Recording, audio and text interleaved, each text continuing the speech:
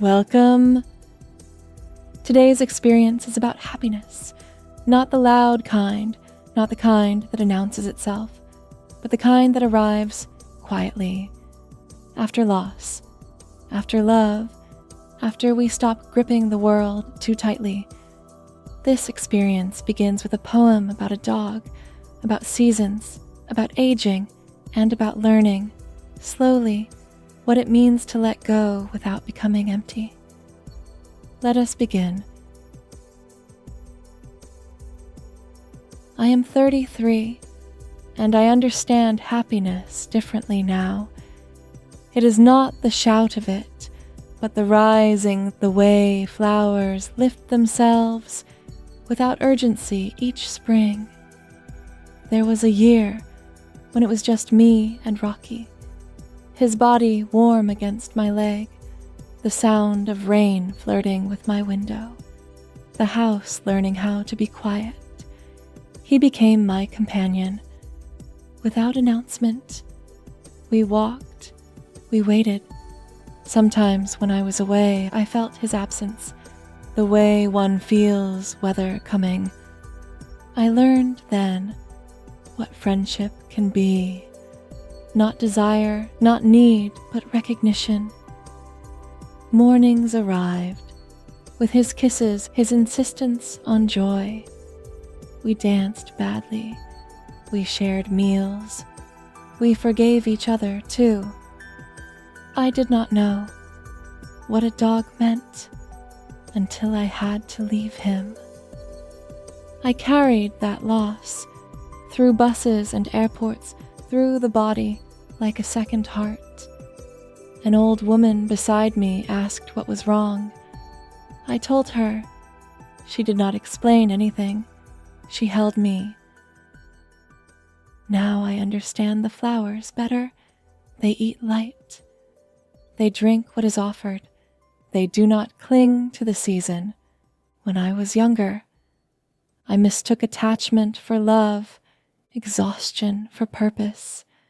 I believed being wanted was the same as belonging. I rose before dawn returned after night and called it devotion. Only later did I hear whose voices I was obeying. I have fallen. I have been lost. I have stood close enough to death to know its temperature. Once I would have said, life meant love. I was earnest. I was unfinished. Now I would say, change. The seasons come and go. I have learned to remain not fixed, but present, watching color pass through the world, without trying to stop it. I leave doors open. I do not imprison what I love. Not my children, not myself. They are soul birds. They must fly. I have been many selves, girl, boy, woman, man, each one passing through, like clouds rehearsing departure. I am happier now. I have no future to wrestle into shape, no expectations to tighten my hands around. I own nothing. No one belongs to me, not even the one who once slept beside my heart. So each day, I loosen my grip. Each day, I practice letting go.